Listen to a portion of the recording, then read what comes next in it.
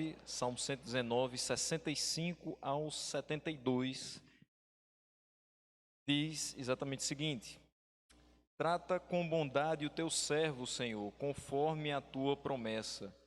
Ensina-me o bom senso e o conhecimento, pois confio em teus mandamentos. Antes de ser castigado, eu andava desviado, mas agora obedeço a tua palavra. Tu és bom e o que fazes é bom. Ensina-me os teus decretos. Os arrogantes mancharam o meu nome com mentiras, mas eu obedeço aos teus preceitos de todo o coração. O coração deles é insensível, eu, porém, tenho prazer na tua lei. Foi bom para mim ter sido castigado, para que aprendesse os teus decretos. Para mim vale mais a lei que decretaste do que milhares de peças de prata e ouro. E eu quero focar principalmente nesse versículo 71. Foi bom para mim ter sido castigado, para que aprendesse os teus decretos. E minha oração nessa noite é que a gente realmente aprenda em meio à aflição. Vou começar introduzindo esse sermão, pensando com você a respeito do seguinte. Domingo eu tive não somente a oportunidade, mas a alegria e a honra de poder dirigir tanto o culto da manhã quanto da noite. E eu citei aqui esse versículo: no mundo tereis aflições, mas tendo bom ânimo, eu venci o mundo. Mas quem é que quer ter aflições? Quem é que gosta de viver aflito? Se a gente fizer aqui uma rápida enquete e a gente perguntar quantos hoje estão se sentindo aflitos por alguma causa, certamente a maioria vai levantar a mão. Não vou fazer isso para que a gente não se assuste, porque de fato são muitas as aflições. E a gente tem vários textos que nos ajudam a ir passando por essas aflições. Esse é um deles. A gente pode também pensar que são muitas as aflições do justo, mas o Senhor o livra de todas. Mas às vezes a gente olha para a própria aflição e diz: mas será que o Senhor vai me livrar dessa agora? Tá uma coisa tão difícil de passar. Será que dessa vez Ele vai me livrar de novo? Tantos livramentos que Ele já me deu. E nesse texto, quando a gente olha para o versículo 71 e ele diz: foi bom eu ser castigado, foi bom eu passar pela aflição. Será que dá para falar isso no meio da aflição? Será que quando a gente passa pela aflição, a gente tem essa condição, essa capacidade de dizer está sendo bom, ou a gente só consegue ver isso lá na frente? Então a gente vai meditar um pouco a respeito dessas questões. E principalmente no Salmo 119 a gente não tem quem é o autor, mas o salmista aqui passa por aflições em uma questão específica. E se você nunca passou por essa questão, você vai experimentar hoje um pouco daquilo que ele passou. Eu espero que enquanto eu estiver aqui ministrando, você consiga vislumbrar um pouco dessa aflição que ele teve. Você também consiga experimentar um pouco do que ele sentiu depois. Ou seja, o aprendizado que ficou e a bênção através dessa aflição. Nesse primeiro versículo, 65, nós temos: trata com bondade o teu servo, Senhor, conforme a tua promessa. Aqui ele não está fazendo uma súplica ao Senhor. Aqui ele não está imprensando o Senhor na parede, dizendo assim: Senhor, trata com bondade o teu servo, porque o Senhor prometeu. Ele está reconhecendo que Deus trata com bondade os seus servos. Por quê? Porque Ele é fiel. É a primeira coisa que a gente vê nesse texto. O salmista, ele roga a Deus. Por isso que eu digo que não é uma súplica. Ele ainda está desesperado a ponto de estar suplicando algo que Deus já o prometeu e já faz. Mas ele roga a Deus que continue como sempre foi, porque prometeu que seria bondoso para com ele. E ele reconhece que até aquele momento o Senhor tem sido bondoso. E quem ora pode ter a certeza de que será atendido, porque Deus não muda. Tanto aqui o salmista vê a bondade do Senhor, como vê a fidelidade do Senhor. Mas a gente ainda pode encontrar um terceiro atributo, que só pertence a ele, a imutabilidade. Por que que Deus continua sendo bom, apesar de nós e dos nossos pecados? E por que que Deus continua sendo fiel, mesmo quando nós não somos fiéis? A palavra diz, porque ele não pode negar-se a si mesmo, ou seja, porque ele não pode mudar. Ele não pode mudar quem ele é, por nossa causa, por conta das coisas que nós deixamos de fazer. Em palavras bem populares, ele não nos dá o troco na mesma moeda. Imagina se ele fosse como nós somos em algumas situações. Ele não é fiel para comigo, eu não serei fiel para com ele. Como seria a nossa vida? Se nós não fôssemos bons para com os demais e para com Deus, e ele decidisse não ser bom para conosco, como seria a nossa vida? Ainda bem que ele não muda, e a sua fidelidade, também os salmistas falam, dura para sempre. Ela é de geração em geração. Então, se ele falou, ele fará. Se ele prometeu, ele cumprirá. Aos seus servos, ele os trata com bondade. É importante que a gente faça essa pequena ressalva. Aos seus servos. Deus é bom em todo o tempo. E a gente sabe disso muito antes do autor escrever o roteiro de Deus não está morto. A gente sabe que Deus é bom o tempo todo. E que o tempo todo Deus é bom. Porque do momento que você nasceu até o dia de hoje, você tem experimentado essa bondade. E mesmo que você não fosse um servo redimido do Senhor, aqueles que fazem parte da sua família, os mais antigos, certamente contariam as bondades do Senhor. Certamente contariam os seus feitos. E você reconheceria que aquelas questões, aquelas situações só poderiam ser fruto de um Deus que é bom. Mas o tratar com bondade, o fazer com que todas as coisas contribuam para o bem, isso está destinado àqueles que o amam, àqueles que o servem, àqueles que se dobram diante dele. E é muito bom a gente perceber que essa bondade de Deus para conosco não é simplesmente o fruto de uma graça comum. A gente não desfruta somente dela, a gente também tem ela, mas tem uma graça que é especial. Se a graça comum já é suficiente para muita gente dizer que Deus é bom, inicial de uma graça especial, de uma graça que nos salva de uma vez por todas de uma segunda morte. Isso é muito mais motivo para que a gente diga que de fato Deus é bom e Ele trata com bondade o seu servo conforme a sua promessa. E o versículo 66 ele diz: ensina-me o bom senso e o conhecimento, pois confio em teus mandamentos.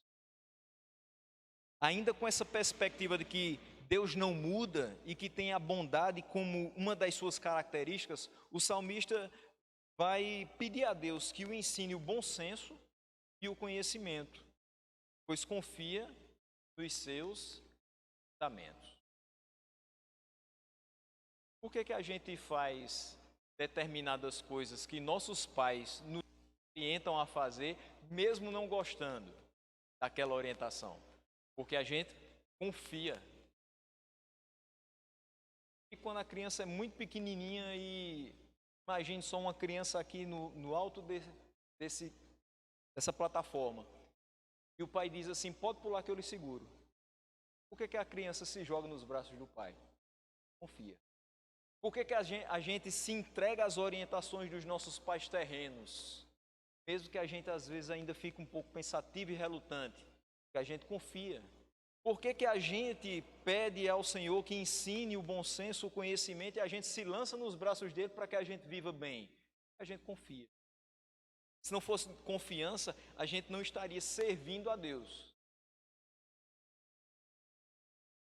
No domingo à noite, li um texto do Salmo 136 que diz assim: rendam graças ao Deus dos deuses. Existem muitos por aí, mas qual é o único que a gente confia? É o Deus a quem a gente serve. Se a gente não confiasse, de fato a gente não serviria. É por sabermos que os mandamentos do Senhor não são enganosos e que não vão trazer dano às nossas vidas, que nós devemos conhecê-los e obedecê-los.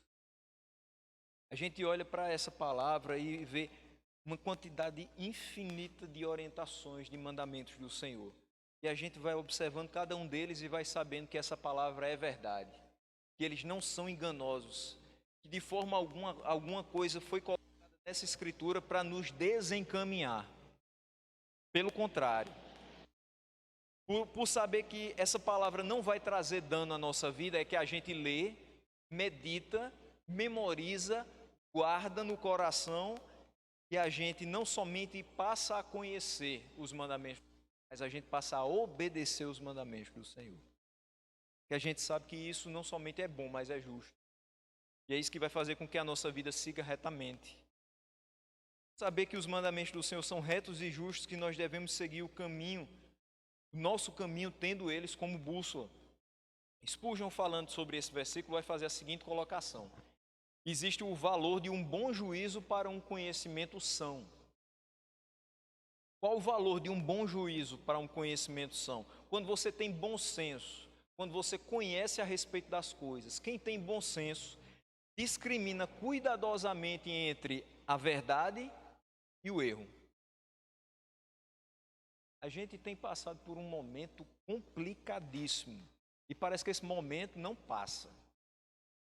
Quem é crente há mais de 15 anos já escutou coisas absurdas, coisas que você diz, isso nunca teve na Bíblia, mas as pessoas continuam falando sobre isso.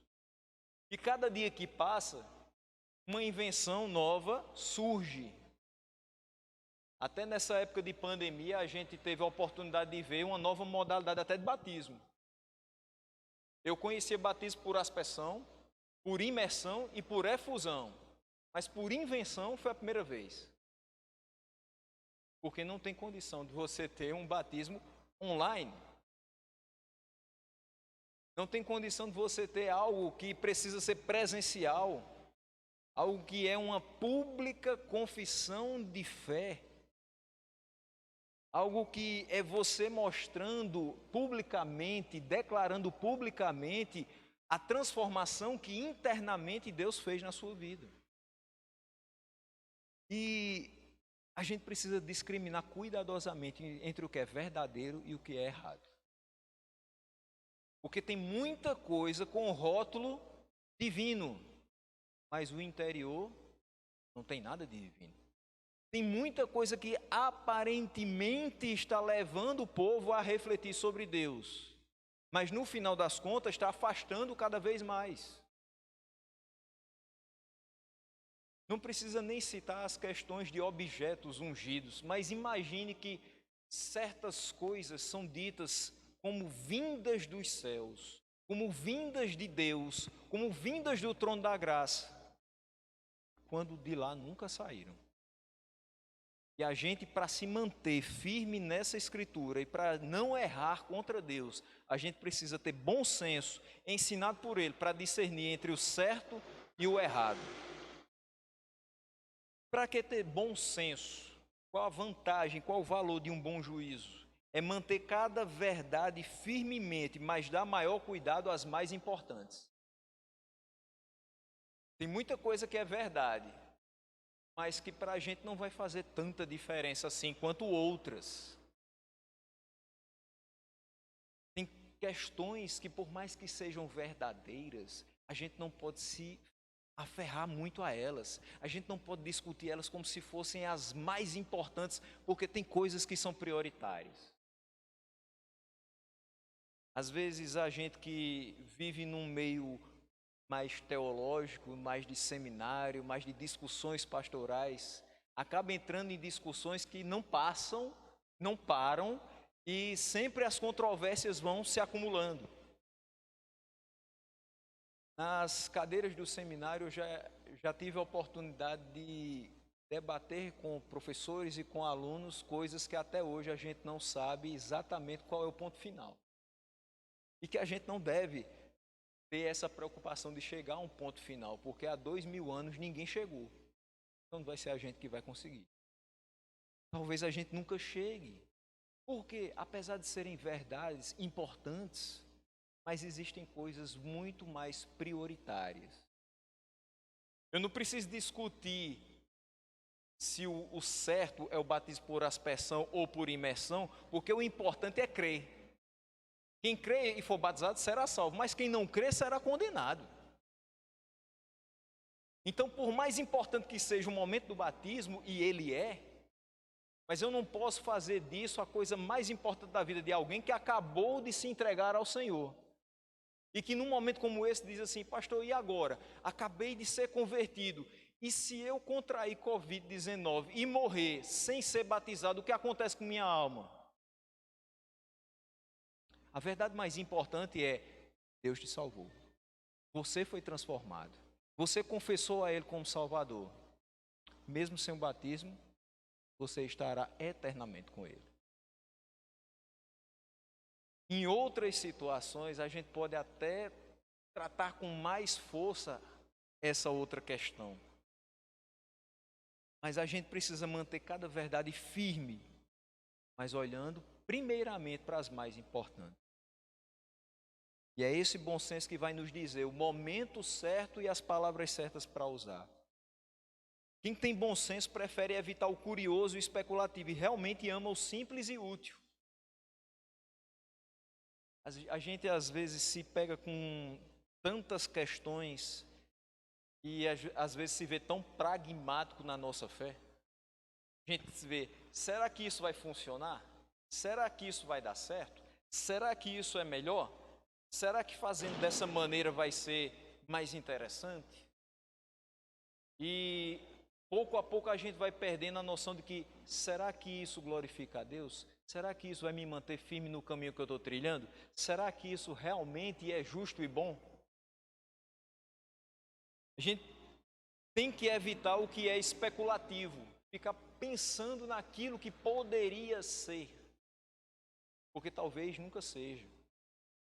Mas amar o que é simples e o que é útil. A gente se vê hoje muito circundado por questões tecnológicas. E a gente não vai mais fugir delas. Isso é bem verdade. Enquanto a gente fugia, elas nos perseguiam e agora chegaram para ficar de vez. Mas eu peço que a gente reflita nesse momento. O que é mais importante? O que é mais útil?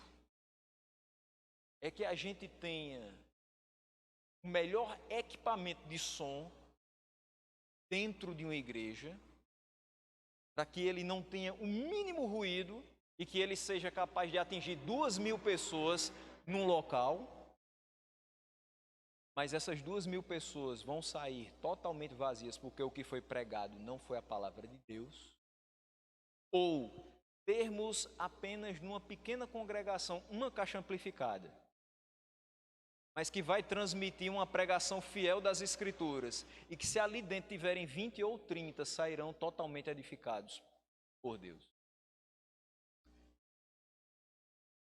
Com isso eu não estou querendo dizer que a gente não deve se esforçar para trazer o melhor para a igreja e para Deus. Estou querendo dizer que o bom senso nos leva a procurar o que é útil e o que é simples e o que glorifica a Deus.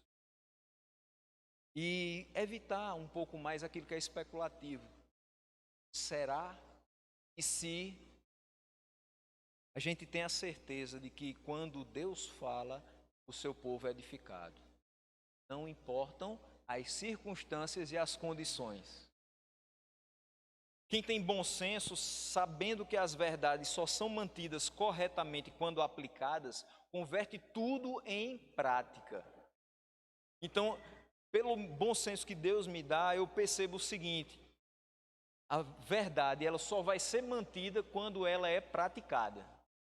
Eu sei muitos conceitos, mas se eu não os praticar, aquilo não se torna verdade na minha vida.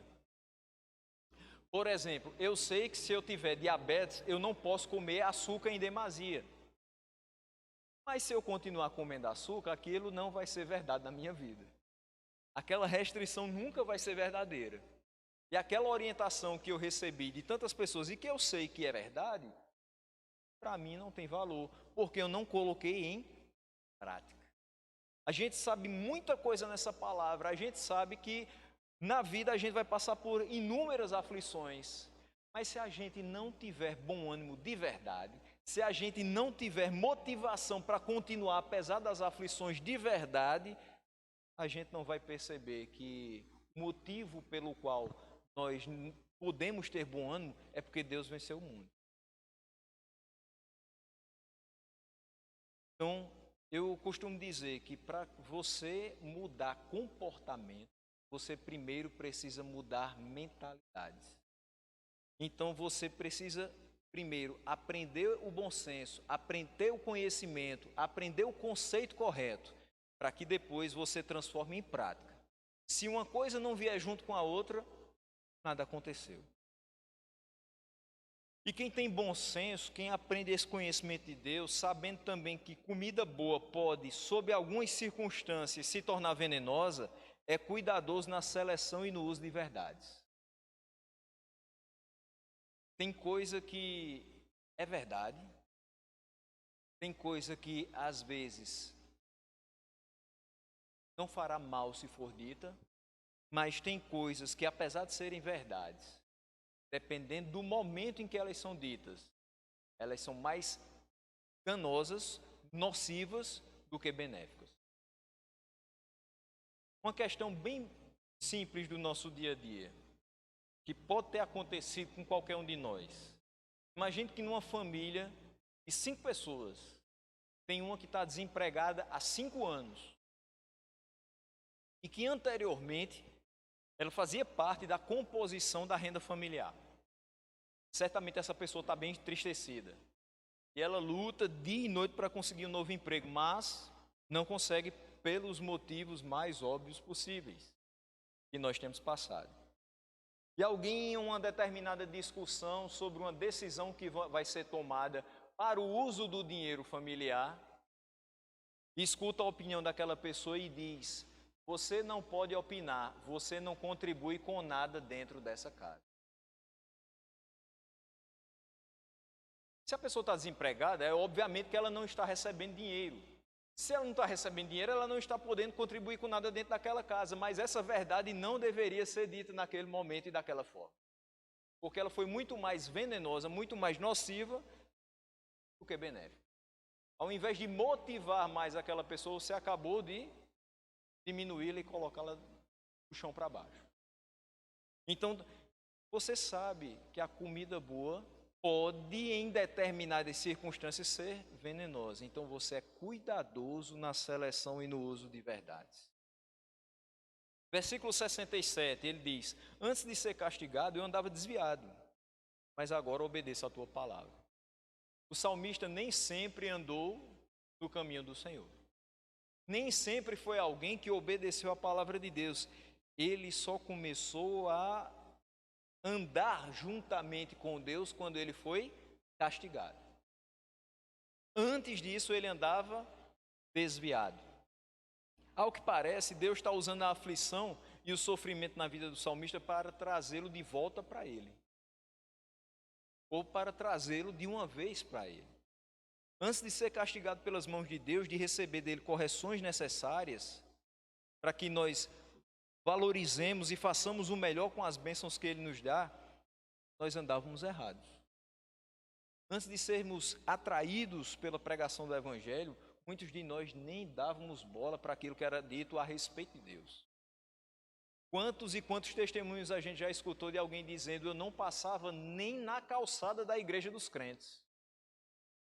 Eu tinha pavor de escutar alguém cantando qualquer música de crente. Antes de ser castigado, ele andava desviado.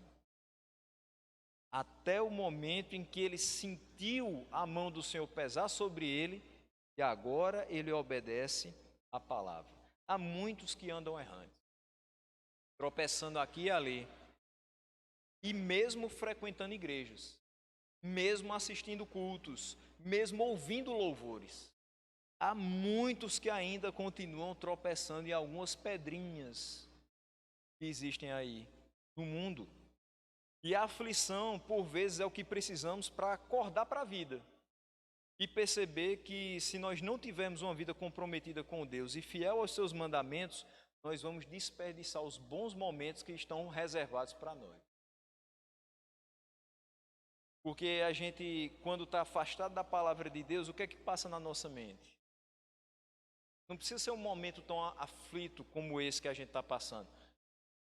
A pessoa que não tem Deus no seu coração, que não observa a sua palavra, ela vai pensar em tudo, menos no que é eterno. Ela vai pensar em tudo, menos naquilo que é duradouro, menos naquilo que é de boa fama, naquilo que é amável, como diz o texto de Filipenses. A gente escuta pessoas, e eu tenho tido essa oportunidade de escutar muitas pessoas dizendo: se eu parar meia hora dentro de casa, eu vou ficar pensando besteira. Às vezes, talvez a gente também faça a mesma coisa. Talvez, se você sentar na sua sala e começar a olhar para o nada, os pensamentos ruins vão começar a chegar. E você vai começar a pensar no que pode acontecer amanhã, nas aflições que você pode ter, nas preocupações que você tem, nas dificuldades que você tem. E sabe para que caminho você vai? Nenhum. Tem muitos que começam o dia pensando nas preocupações daquele dia e vão dormir pensando nas aflições do dia seguinte. O sono não vem, o descanso não vem, vem outras coisas. Vem a aflição, vem a ansiedade, vem a depressão, vem o desânimo, vem a falta de vontade de fazer qualquer coisa. Quanto mais de parar e meditar na palavra de Deus.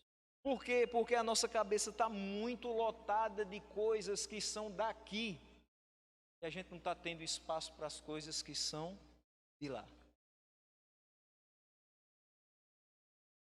Quando nós não estamos realmente no caminho que Deus propôs para nós, tudo que a gente pensa é fútil. É por isso que Spurgeon falava: quem tem bom senso procura saber o que é útil. Porque quem não tem, perde tempo com coisas fúteis. Perde tempo com coisas que são totalmente dissociadas da lei de Deus e que nem de longe vão ser benéficas para a preservação da nossa fé. O que a gente precisa para preservar a nossa fé? Além da graça de Deus, além da misericórdia de Deus. Será que a gente vai ter condição de preservar a nossa fé passando uma semana sem tocar na Bíblia? Será que a gente vai ter condição de preservar a nossa fé passando 2 semanas sem orar? Será que a gente vai ter condição de preservar a nossa fé passando 3 meses sem escutar um sermão? Não é assim. E às vezes a gente precisa ser castigado para poder voltar. A gente não quis aprender do modo mais simples e acabou aprendendo do modo mais duro. Se não fôssemos castigados e tivéssemos os olhos abertos às responsabilidades que nós temos enquanto servos do Senhor, nós viveríamos como se nada estivesse acontecendo de extraordinário. Ah, tudo bem, está acontecendo aí a pandemia, mas tem nada não. Isso passa, né? Tudo passa na vida. Tudo passa na vida. E essa vida vai passando, e se a gente não tiver compromisso com o Senhor, se a gente não observar as responsabilidades que tem enquanto servos do Senhor, será que lá na frente a gente vai ter alegria na vida que Ele nos deu? Será que a gente vai se sentir confortável com aquilo que a gente produziu, a gente não somente viveria como se nada tivesse acontecendo, mas a gente também não faria os ajustes nos nossos dias e não vislumbraria a graça que é derramada sobre nós todos os dias. Versículo 68, ele diz: Tu és bom, e o que fazes é bom. Ensina-me os teus decretos. Mais uma vez o salmista vai reconhecer que Deus é bom e por isso ele faz o que é bom.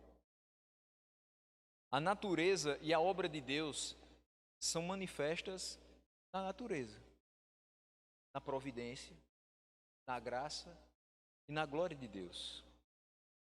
E eu achei essa afirmação fantástica. As obras de Deus são moralmente boas. Você não tem dúvida se é bom ou se é ruim. Elas são moralmente boas. Elas são beneficamente boas. Elas são perfeitamente boas.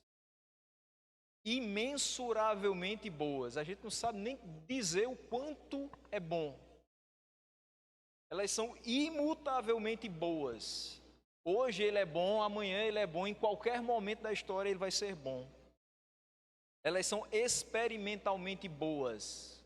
Na minha vida elas são boas.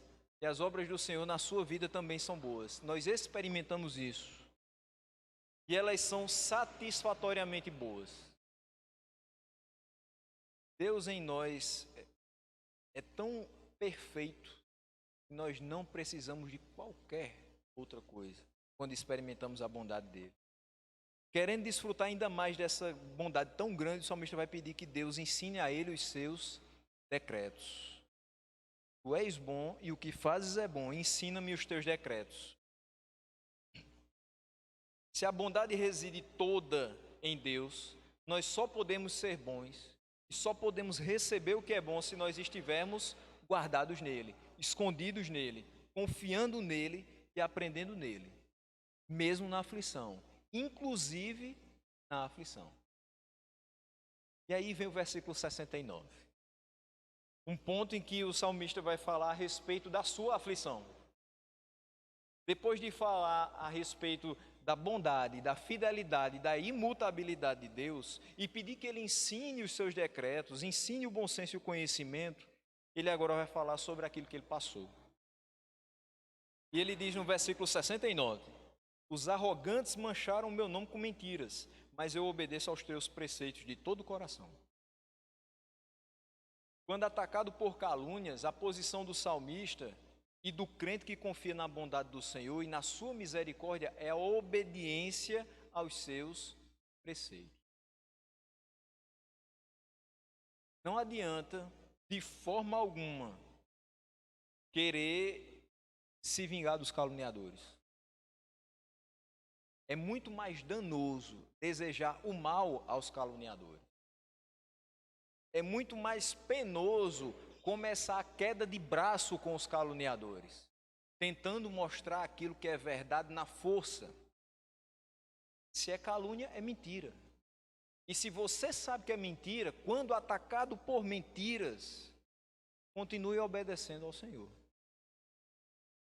É muito melhor obedecer a Ele, estar em paz com Ele, do que perder a sua paz por conta de mentiras lançadas. E é isso que o salmista faz.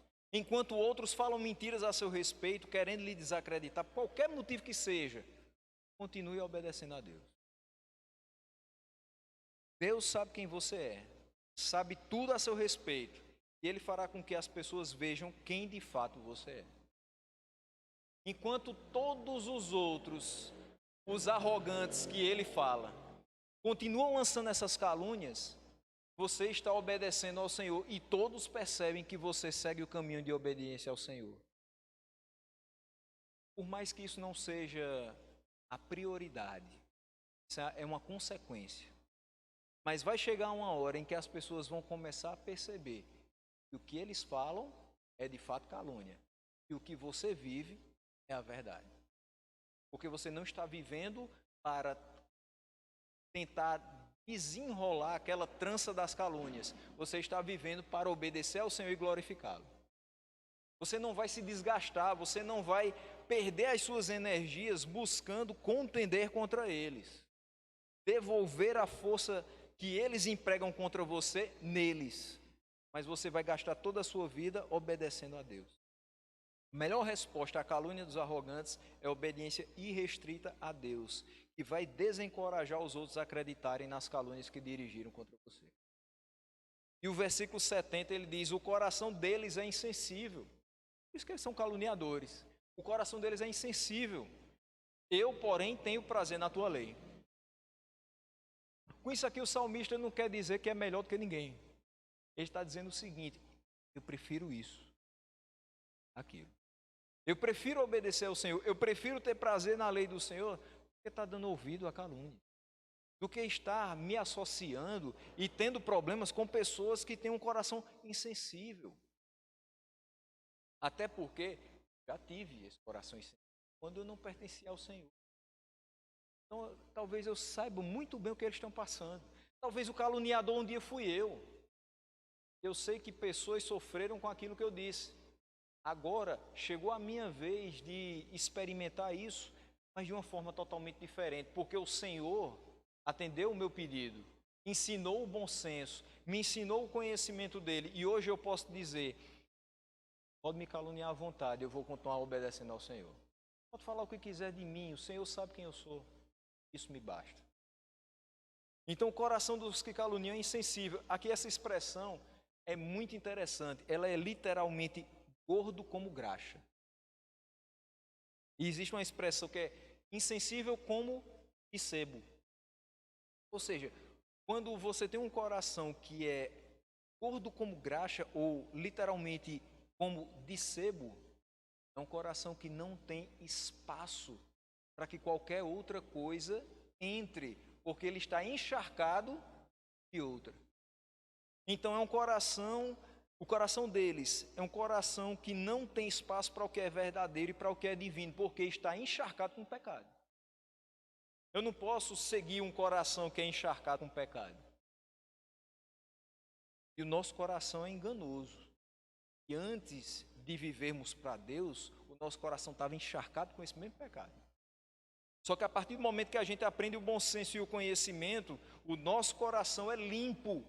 Essa graxa, esse sebo sai. Entra aquilo que é perfeito, que é eterno, que é íntegro, que é reto. É assim que nós devemos viver.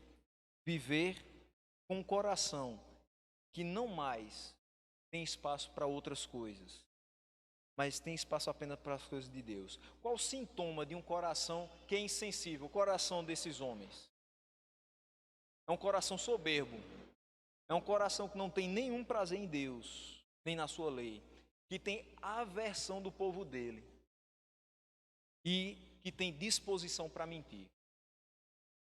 Certamente ao passo que a gente vai falando a respeito dessa aflição que o salmista vinha passando, você deve lembrar: no meu trabalho tem uma pessoa que fala mal de mim, que acha ruim quando eu faço uma oração nas reuniões, que acha ruim quando eu falo de Deus, que me acha inconveniente quando eu prego, que fala muitas e muitas coisas, que quer me desacreditar na frente dos meus patrões porque acha que eu estou ali não para trabalhar, mas para fazer proselitismo, para ficar pregando para os outros, para ficar convencendo os outros que Deus é bom e que ele deve ir para a minha igreja.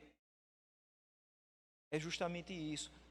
A gente tenta fazer a política da boa vizinhança, mas o ímpio, o de coração insensível, o caluniador, ele tem a aversão do povo de Deus.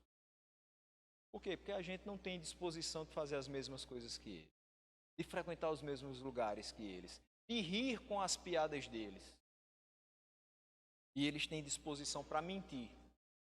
Você não está comigo, você é contra mim.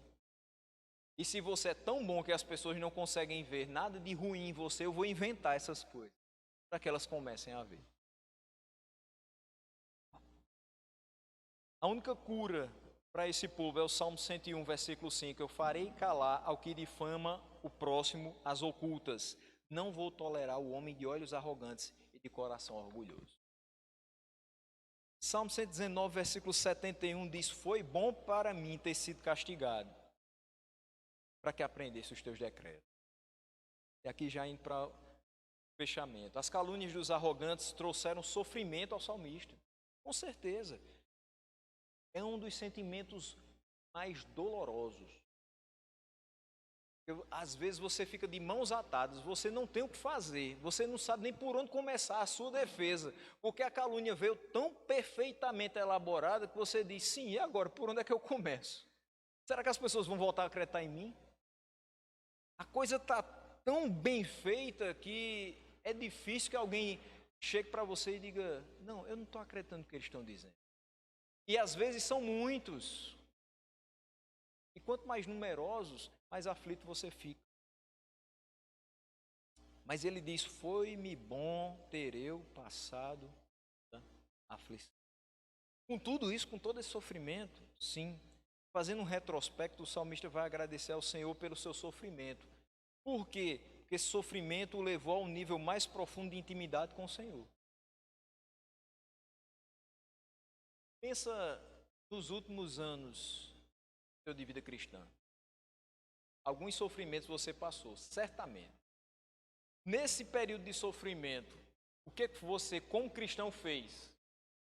Se desesperou? Deixou de vir para a igreja? Deixou de orar? Deixou de ler a Bíblia? Deixou de confiar em Deus? Não.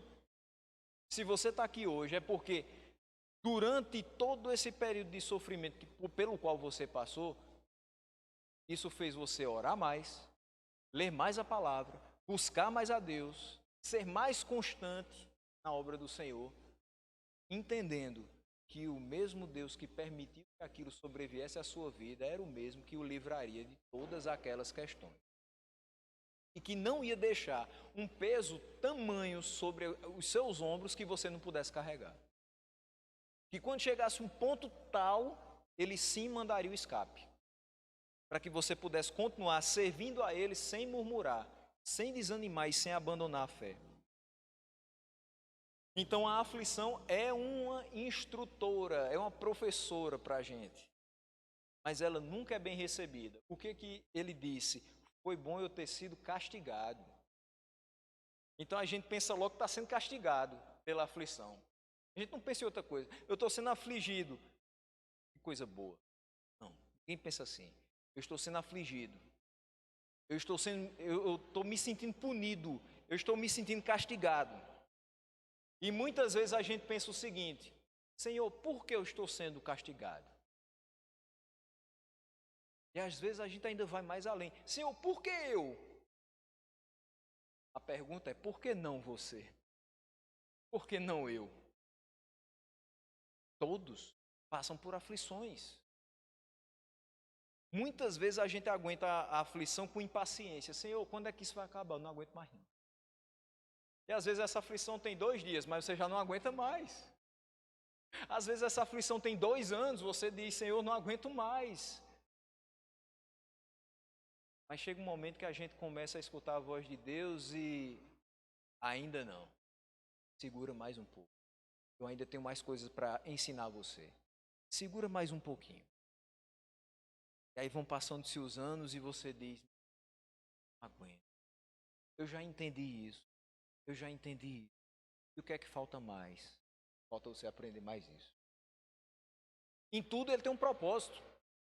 Se essa aflição não passou, é porque o propósito dele ainda não chegou à concretização.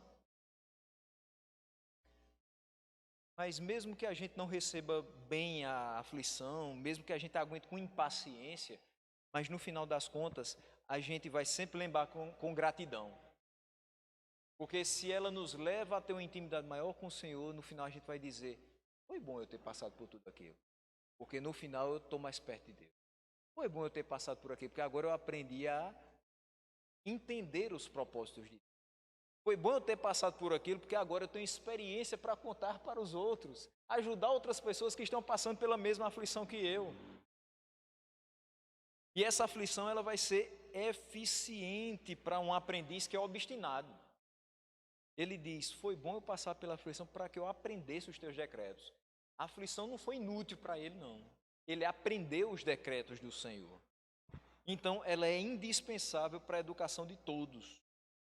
Todos nós precisamos do sofrimento, da aflição, porque ela é totalmente didática. Ela vai nos ensinar os decretos do Senhor. O sofrimento é a vara de disciplina amorosa de Deus para abençoar os seus filhos e conduzi-los a uma vida de obediência cada vez maior à sua palavra. Provérbios 3, 11 e 12 diz o seguinte: Filho meu, não rejeites a disciplina do Senhor, nem te enfades da sua repreensão, porque o Senhor repreende a quem ama, assim como o pai ao filho a quem quer bem. Senhor, parece que o Senhor não me ama mais. É tanta aflição, é tanto sofrimento. Pelo contrário, Ele lhe ama. A aflição para o salmista fez com que ele voltasse para Deus. E ele disse: quando eu estava sem o castigo de Deus, sem a repreensão do Senhor, eu andava desviado. Então foi necessário ser afligido para que ele voltasse para Deus. Não podemos rejeitar a disciplina do Senhor e nem nos enfadar da sua repreensão. Ele faz isso porque Ele nos ama. Ele faz isso porque Ele se importa conosco. Ele faz isso porque quer ver cada um de nós acertando na vida, seguindo o caminho que Ele de fato propôs e não nos desviando por qualquer motivo. Versículo 72 e final. Para mim vale mais a lei que decretaste do que milhares de peças de prata e de ouro. Para o servo de Deus, aprender os decretos de Deus tem maior vantagem do que qualquer riqueza que possa vir a ter. Eu imagino uma criança que teve tudo na vida. E uma criança que pede ao pai um brinquedo e o pai diz: eu tenho dinheiro, mas não é para isso. Quantas vezes eu escutei isso? Mas eu quero esse carrinho. Você não tem dinheiro? Tenho, mas não é para o carrinho, é para comida. Mas você tem dinheiro, você deveria gastar comigo. Mas não é esse o objetivo desse dinheiro. O objetivo desse dinheiro é nosso sustento. Em outro momento, vai poder ter. E parece que aquela espera aflige aquela criança que quer ter as coisas na sua mão. A gente, enquanto crentes, às vezes quer ter as coisas na mão. E pede: Senhor, me dá isso hoje. Senhor, me dá isso agora. Senhor, me dá isso imediatamente. E a gente esquece que a aflição, a espera, o passar por diversas provações e sofrimentos é necessário para que a gente lá na frente dê valor àquilo que a gente recebeu. Uma criança que toda vez que vai no supermercado e pede alguma coisa ao pai, o pai dá, toda hora aquilo que ele quer, certamente nunca vai dar valor àquilo que recebeu. É aquele que chega em casa, quebra, no outro dia, quero mais. Chega em casa, quebra, no outro dia, quero mais. Aí você pega aquela criança pobrezinha. Uma vez no ano, o pai chega lá com aquele carrinho de madeira que comprou lá na Feira Central. Aí aquela criança vai guardar aquele carrinho por anos. Ela valoriza aquele presente tão precioso que ela uma vez recebeu. Tem gente por aí que nem sabe o que é aflição, pelo menos financeiro. E que todos os dias acha que está tendo bênçãos, porque está comprando coisas, mesmo quando todo mundo está quebrado. Mas só que a gente tem um presente que vale muito mais do que qualquer outra coisa. E a gente recebeu uma vez só. Esse presente se chama vida eterna. Ele, para nós, é muito mais importante do que qualquer outra riqueza. Ele, para nós, tem uma estima tão grande que a gente vai preservar isso durante toda a nossa vida.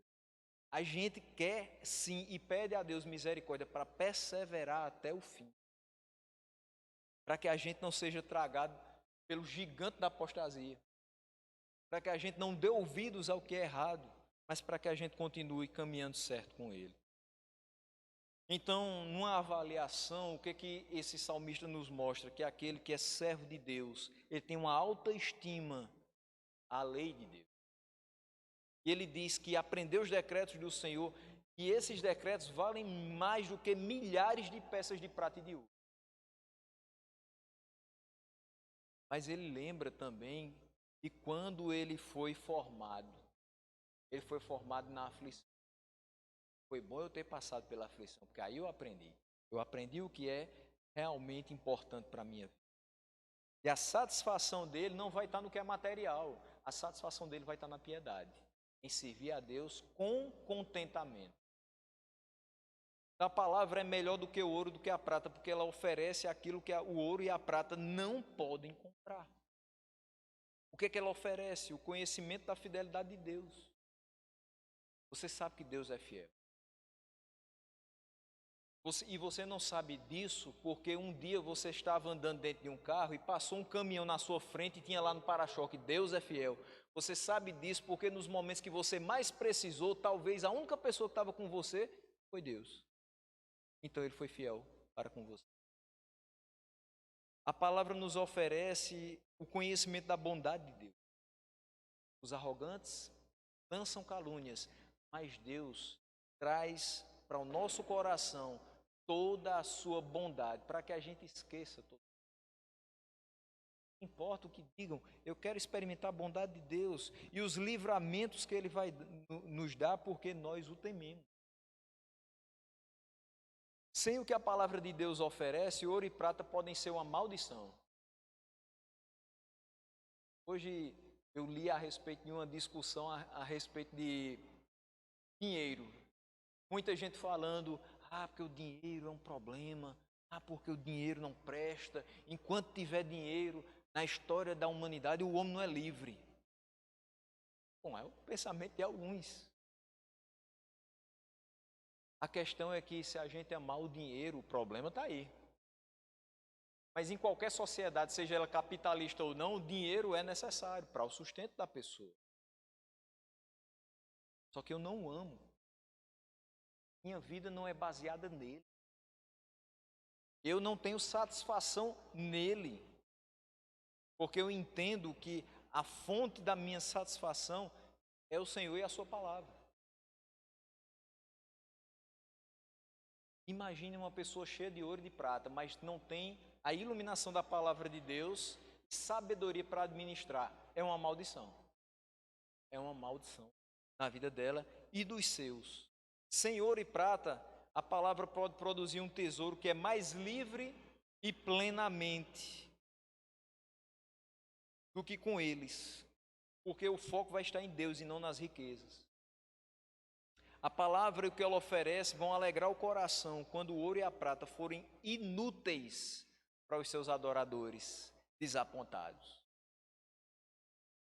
Tem gente que exatamente agora está obcecado por quanto deu a bolsa de valores, se o dólar subiu ou desceu, se o euro subiu ou desceu, se o preço da gasolina na bomba vai ser maior, se o gás de cozinha subiu 5% de novo.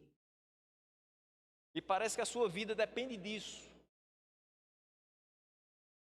E ela começa a buscar mais e mais e mais e mais para suprir essas lacunas que vão surgindo porque a crise é mundial. Só que vai chegar um momento que ela vai perceber que ela está correndo atrás do vento. E que adorar o dinheiro é inútil. Ela vai se desapontar. Porque quanto mais se tem, mais se quer, mas não preenche. E é por isso que ele fala que a palavra é melhor do que qualquer peça de ouro ou de prata. Porque a palavra alegra o coração quando o ouro e a prata não nos alegram, quando eles se tornam inúteis.